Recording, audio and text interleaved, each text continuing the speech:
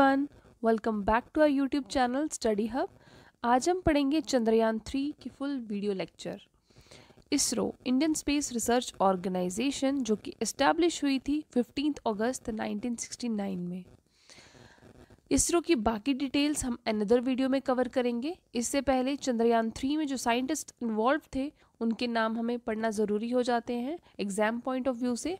सबसे पहले chairman S Somnath, project director P Veeramuthuvel, mission led by Ritu Karidhal Srivastava, mission director Mohan Kumar, commentator during rocket launch P Madhurai, Vikram Sarabhai space centre director S Unnikrishnan Nair, launch authorisation board chairman A Rajarajan, experts in the areas of composites U.R. Rao Satellite Center Bengaluru, director M Shankaran.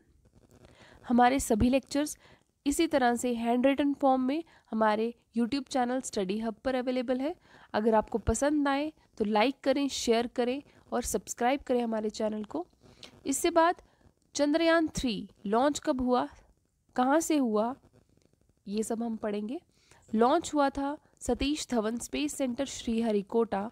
कब हुआ था? 14 जुलाई 2023। Will land on moon, कब land होगा moon पे? 23 to 24 अगस्त। कहाँ land होगा? South pole. Budget कितना रहा? 615 करोड़। रॉकेट जो यूज़ हुआ वो है LVM-3M4, फैट बॉय भी कहते हैं इसे। इसरो हैज़ 3 लॉन्च व्हीकल, इसके बारे में हम पढ़ेंगे। SSLV, GSLV, PSLV। SSLV जो है स्मॉल सैटेलाइट लॉन्च व्हीकल, ये नाम से ही पता चल रहा है कि ये यूज़ होता है for launching small missions. Small missions के लिए यूज़ होता है, स्मॉल सैटेलाइट्स लॉन्च के लिए होता है। तो इसकी पिक्चर्स जो है सभी की हमने यहाँ नीचे लगा रखी हैं। ये है SSLV, ये है GSLV और ये है PSLV। इसके बाद GSLV, जियो सिंक्रोनस सैटेलाइट लॉन्च व्हीकल, ये यूज़ होता है बिग मिशंस के लिए।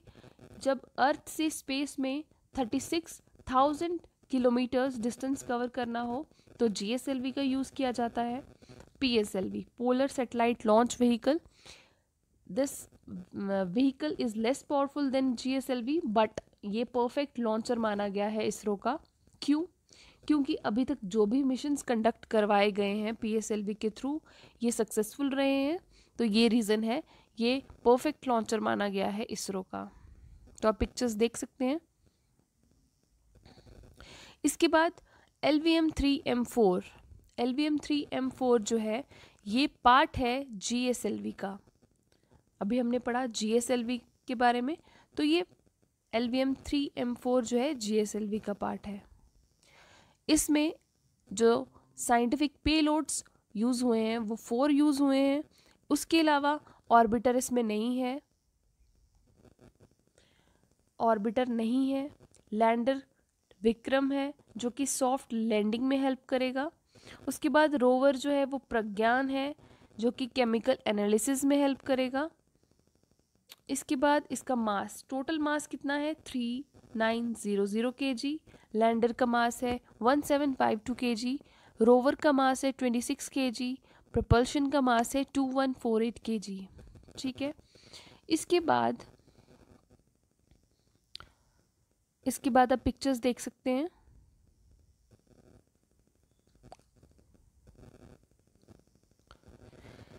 इसके बाद हम देखेंगे कि किस तरह से जो स्टेजेस में डिवाइड किया गया है चंद्रयान को, चंद्रयान 3 की जो सैटेलाइट है उसको। तो पहली जो स्टेज है ये फर्स्ट अपर मोस्ट स्टेज जो है, middle stage and the lower stage. ठीक है। जो लोअर स्टेज है इसके बारे में हम देख लेते हैं। ये जो 2 हैं ये बूस्टर्स लगाए गए हैं, ये हैं S200, इनका नाम है दिया गया है S200। इसमें जो फ्यूल यूज़ हुआ है, जो मिडल पोर्शन है इसका, जो लोअर का मिडल पोर्शन है वहाँ पे जो फ्यूल यूज़ किया गया है वो है हाइड्रोक्सिल टर्मिनेटिक पॉलीब्यूटाडाइन। उसके बाद मिडल स्टेज के बारे में देखते हैं। मिडल स्टेज में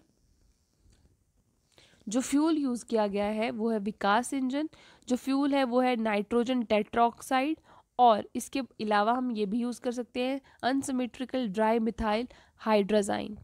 ओके, उसके बाद जो अपर पोर्शन है, अपर पोर्शन में जो क्रायोजेनिक इंजन यूज़ हुआ है उसके अंदर लिक्विफाइड हाइड्रोजन और ऑक्सीजन है। तो इसी के साथ 3 जो स्टेजेस में डिवाइड किया गया है हमने उसको अच्छे से पढ़ लिया है। उसके बाद हम पढ़ेंगे चंद्रयान 1 के बारे में, जो कि लॉन्च हुआ था 22 अक्टूबर 2008, but due to some reason ये डिस्कनेक्ट हो गया था 29 अगस्त 2009 में। लॉन्चर कौन सा यूज़ किया गया था? PSLV-C2। उसके बाद केमिकल रिसर्चेज इसमें हुई थी, जिसमें ये पता चला था कि वहाँ पे सनलाइट नहीं है, वहाँ पे कुछ क्रेटर्स जो हैं वो मिले हैं और वाटर आइस प्रेजेंट है। इसके बाद जो चंद्रयान 2 के बारे में हम देखेंगे। लॉन्च हुआ था 22 जुलाई 2019। लॉन्चर जो यूज़ किया गया था GSLV Mk3 M1 Mark 1। Crashed before landing touching moon surface. इसकी जो लैंडिंग हुई थी वो सही से नहीं हो पाई थी, ये रीज़न है कि ये सक्सेसफुल नहीं रहा था। उसके बाद हमने अभी पीछे पढ़ा कि यहाँ पे चंद्रयान 3 में ऑर्बिटर का यूज़ नहीं किया गया है। उसका क्या रीज़न है? जो चंद्रयान 2 के दौरान ऑर्बिटर यूज़ हुआ था, जिसके अंदर कुछ इंस्ट्रूमेंट ऐसे थे जो कि इंफॉर्मेशन रिलाई करने के काम आते थे, तो वो अभी तक फंक्शनल है। इसका ये रीज़न है, that's why orbiter was not included in Chandrayaan 3। ठीक है, के बाद हम देखेंगे कुछ MCQs, जिससे हमें सभी क्वेश्चंस क्लियर हो जाएंगे। What components are included in Chandrayaan 3? पहला ऑप्शन है orbiter only, lander and rover only, orbiter, lander and rover, lander and orbiter only. पहला ऑप्शन तो हमारा गलत हो जाता है, क्योंकि हमने बहुत अच्छे से पढ़ा था लेक्चर में कि ऑर्बिटर नहीं यूज़ किया गया।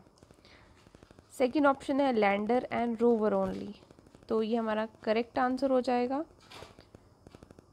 इसके बाद सेकंड क्वेश्चन है what improvements have been made to Chandrayaan 3 compared to its predecessor? पहला ऑप्शन है enhanced solar panel efficiency, yes. Upgraded communication system, yes. Changes in lander and rover design, ये भी सही है। तो इसका आंसर हो जाता है ऑल ऑफ द अबव। इसके बाद थर्ड क्वेश्चन है where will Chandrayaan 3 land on the moon? तो इसका आंसर है नियर साउथ पोल। ठीक है, इसके बाद फोर्थ क्वेश्चन है the Chandrayaan 3 mission's rover is known as, हमने अच्छे से पढ़ा था। सबसे पहला ऑप्शन है विक्रम, प्रज्ञान, ध्रुव, आदित्य, तो इसका राइट आंसर है प्रज्ञान। नेक्स्ट क्वेश्चन, फिफ्थ क्वेश्चन है which of the following is missing in Chandrayaan 3? Lander, rover, orbiter, propulsion module. इसका आंसर हमने लेक्चर में पढ़ा था। ऑर्बिटर का यूज़ नहीं किया गया है, नो ऑर्बिटर, सिर्फ लैंडर और रोवर का यूज़ किया गया है और propulsion मॉड्यूल का। तो इसका राइट आंसर है ऑर्बिटर। ठीक है, What is the primary objective of Chandrayaan 3? Study the atmosphere of the moon, establish a permanent human settlement on the moon, achieve a soft landing on the lunar surface, and conduct scientific investigations. Retrieve samples from lunar surface and bring them back to Earth. तो इसका correct answer है third option, achieve a soft landing on the lunar surface and conduct scientific investigations. तो इसी के साथ हमारा आज का लेक्चर ख़त्म होता है। अगर आपको पसंद आए तो लाइक करें, शेयर करें, सब्सक्राइब करें हमारे चैनल को। Thank you so much.